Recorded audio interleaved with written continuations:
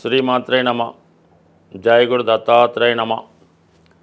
ఈ వీడియోలో మనం 2025వ సంవత్సరం మే నెల మాస ఫలితాలు కర్కాటక రాశి వారికి ఏ విధంగా ఉంటాయి అని పరిశీలించినప్పుడు, ఈ కర్కాటక రాశి వారికి ఈ మే నెల మొదటి 15 రోజులు అద్భుతమైనటువంటి యోగాలు ఏర్పడడం జరిగింది. అందులో ముఖ్యంగా రవి, ధనాధిపతిగా రవి ఉచ్చస్థానంలో ఉండడం వల్ల మీ కుటుంబంలో ఒకరికి హోదా పెరుగుతుంది.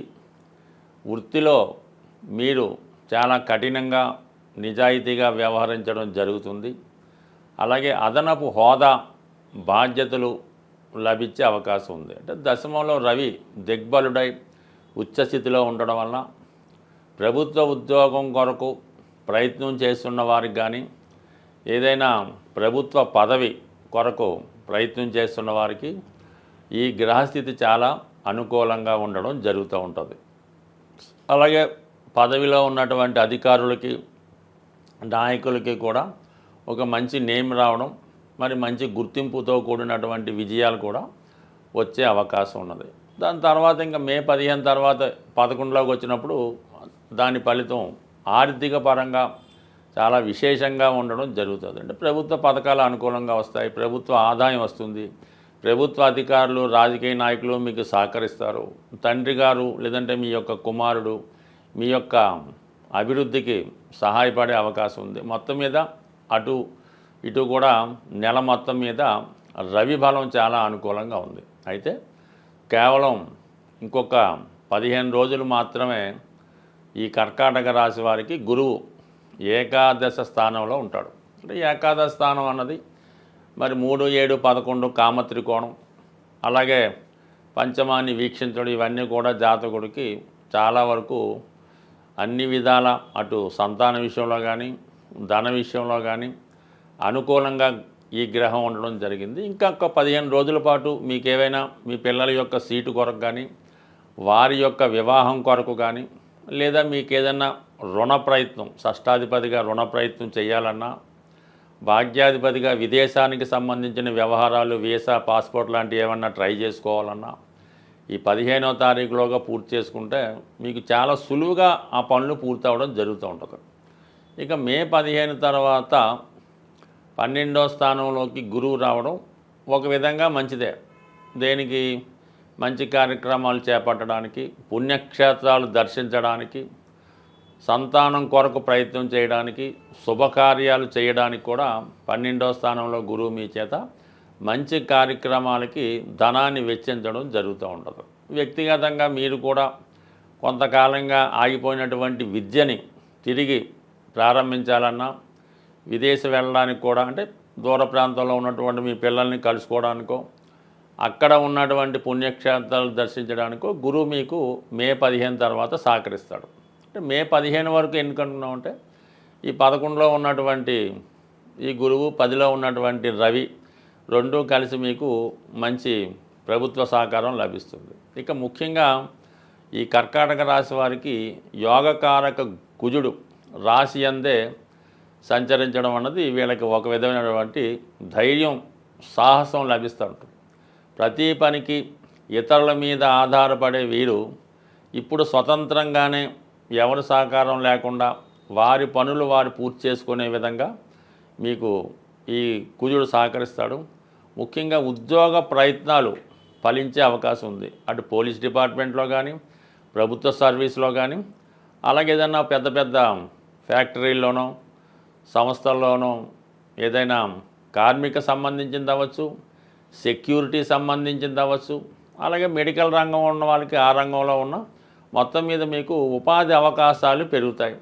అలాగే మీరు మిమ్మల్ని రుజువు చేసుకునే సమయం కూడా ప్రారంభం ఉంది. అంటే మీలో ఉన్నటువంటి నాలెడ్జ్కి సరైనటువంటి గుర్తింపు రావడం జరుగుతుంది.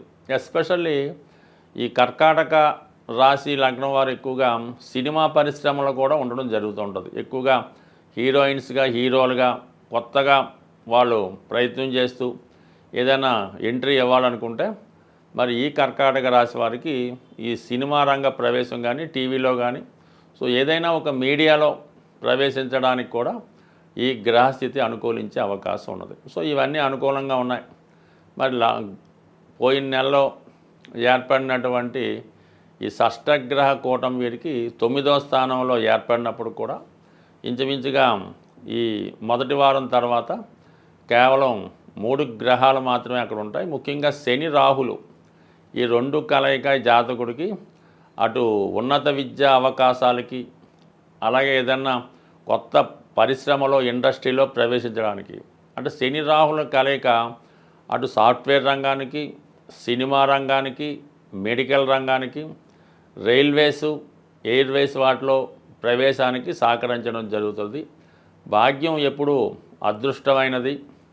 సాధారణంగా 11వ స్థానానికి 11వ స్థానం అంటే లాభస్థానం కాబట్టి భాగ్యస్థానంలో ఏ గ్రహం వచ్చినా జాతకుడికి అదృష్టాన్ని, ఆ గ్రహ కారకత్వంలో లాభాన్ని ఇవ్వడం జరుగుతూ ఉంటుంది. కాబట్టి శని ద్వారా ఉద్యోగ లాభాన్ని, రాహు వలన విదేశ వ్యవహారాలు, ఇంకా శుక్రుడు వల్ల మరి స్త్రీ లాభం అంటే మళ్ళీ వేరే అర్థం తీసుకోకుండా మరి దూరమైనటువంటి భార్యాభర్తలు కలుసుకోవడం కానీ, విదేశంలో ఉన్నటువంటి మీ యొక్క సంతానమో, తల్లిగారో, అత్తగారో మీకు సహకరించడం కానీ లభించే అవకాశం ఉంది. అలాగే వ్యక్తిగతంగా ఈ రాశిలో ఉన్నటువంటి స్త్రీలకి శుక్రుడు ఉచ్చులో ఉండడం వల్ల కంపల్సరిగా ఒక మంచి అధికార హోదా లభించే అవకాశం ఉంటుంది. గ్రహాలని, జ్యోతిష్ శాస్త్రాన్ని, గోచార ఫలితాలు నమ్ముతున్న వాళ్ళు సాధారణంగా ముఖ్యమైనటువంటి గ్రహాలు మారినప్పుడు వాటి యొక్క ప్రభావాన్ని చూపించడం జరుగుతూ ఉంటుంది. అందువలన ఏదైనా గ్రహం మారినప్పుడు ఆ గ్రహానికి సంబంధించినటువంటి పరిహారం చేసుకుంటే అది మనకి అనుకూలంగా మారడం జరుగుతూ ఉంటుంది. ఇప్పుడు ముఖ్యంగా 18 నెలలకి ఒకసారి మారే రాహుకేతువులు ఈ నెలలో మారడం జరిగింది. అయితే ఈ రాహుకేతువులే కర్మని నిర్దేశిస్తుంటాయి. అంటే గత జన్మలో మనం చేసినటువంటి పాపపుణ్యాలని ఈ జన్మలో అనుభవించే విధంగా ఇవి చేయడం జరుగుతూ ఉంటుంది. వీటినే కార్మిక్ కంట్రోల్ ప్లాంట్స్ అనడం జరిగింది. మరి ఈ రాహుకేతు మారినప్పుడల్లా ఏదో ఒకటి ప్రతివాడి జీవితంలో మంచి కానీ చెడు కానీ జరుగుతూ ఉంటుంది. అది జరగాలనుకునేప్పుడు మనం కామన్గా ఈ గ్రహాలకి పరిహారం చేసుకుంటే అవి మనకి కొంత తీవ్రత తగ్గి మంచి ఫలితాలు ఇవ్వడం జరుగుతూ ఉంటుంది. మరి ఇప్పుడు ముఖ్యంగా ఏ పని జరగాలన్నా, మనం ఏ గ్రహానికి పూజ చేయాలన్నా, ఏ దైవానికి పూజ చేయాలన్నా ముందుగా విఘ్నేశ్వరుణ్ణి పూజ చేయడం జరుగుతూ ఉంటుంది. కేతువు యొక్క ఆది దైవం విఘ్నేశ్వరుడు అవటం వల్ల మరి ఈ నెలలో మీరు కంపల్సరిగా అది సంకష్ట చతుర్థి రోజు కానీ, లేదంటే మరి కేతువు సింహరాశిలో ప్రవేశించాడు కాబట్టి ఆదివారం రోజు విఘ్నేశ్వరుడి యొక్క ఆలయంలో వినాయకుడిని విధి విధానంగా గరికతో అర్చించి, మన ఎండు ద్రాక్షపళ్ళు అంటే ఎండు ఖర్జూరం కానీ, కిస్మిస్ లాంటివి కానీ మరి స్వామికి నైవేద్యంగా పెట్టి అక్కడ ఉన్నటువంటి భక్తులకి పంచిపెట్టడం వల్ల కేతుగ్రహ అనుగ్రహం లభించే అవకాశం ఉంది. కేతుగ్రహ అనుగ్రహం కావాలంటే అంటే పోక చెక్క అని ఉంటుంది, అది కామన్గా ఈ పాన్ సంబంధించిన వాళ్ళు తెలుస్తూ ఉంటుంది. అది ఒకటి పూర్తిగా పోక చెక్క మీ యొక్క వాహనంలో పెట్టుకోవడం వల్ల కానీ, మీ యొక్క క్యాష్ బాక్స్లో పెట్టుకుంటే ప్రమాదాలు జరగకుండా అనుకూలంగా ఉంటుంది. కాబట్టి ముందుగా మీరు కంపల్సరీగా ఈ నెల 18వ తారీఖు తర్వాత ముందు చేసుకున్న తప్పులేదు, ఆదివారం రోజు విఘ్నేశ్వరునికి పూజ చేయించుకోవాలి. దాని తర్వాత రాహువు మరి కుంభరాశిలో ప్రవేశిస్తున్నాడు. అందుకని రాహు యొక్క అనుగ్రహం కోసం కనకదుర్గ అమ్మవారు శనివారం రోజు కనకదుర్గ అమ్మవారి ఆలయంలో అమ్మవారి కుంకుమర్చన చేసి ఒక నిమ్మకాయల దండ సమర్పించి 18 సార్లు ప్రదక్షిణ చేసి, వీలైతే పొలగం నైవేద్యంగా పెట్టి అమ్మవారి ప్రసాదంగా పంచిపెట్టినా పర్లేదు. వీలు లేని వారు కేవలం దర్శనం చేసుకొని 18 ప్రదక్షిణలు చేయడం వల్ల సరిపోతుంది. బట్ ఏదైనా కంపల్సరిగా ఈ శాస్త్రాన్ని నమ్ముతున్న వాళ్ళు మీరు తప్పకుండా ఈ వినాయకుడిని, అమ్మవారిని పూజించుకోండి. వీలైతే ఏదైనా ఒక శక్తి క్షేత్రాన్ని, శక్తి పీఠాన్ని దర్శించడం వల్ల ఈ రాహుకేతువుల అనుగ్రహం లభించే అవకాశం ఉంది. బట్ ఏదైనా రాహుకేతు మనకు అనుకూలంగా ఉంటే ఆటోమేటిక్గా మిగతా గ్రహాలన్నీ అనుకూలించే అవకాశం ఉంది. అందువలన కంపల్సరీగా గ్రాసాన్ని చేసుకోండి. ముఖ్యంగా సింహరాశిలోకి కేతుగ్రహ ప్రవేశం అన్నది చాలా వరకు అధికారులకి, పెద్దవారికి కొంత ఇబ్బందులు లాంటివి ఉంటుంటాయి. కాబట్టి నిరంతరం సూర్య నమస్కారం చేసుకొని, ఆదిత్య హృదయ పారాయణ చేసుకొని ఆదివారం నియమంగా ఉంటే అటు ఆరోగ్యం, ఐశ్వర్యం లభిస్తుంది. అలాగే ఇదే నెలలో గురుగ్రహం కూడా మనకి ఈ మే 15 మారడం జరుగుతుంది.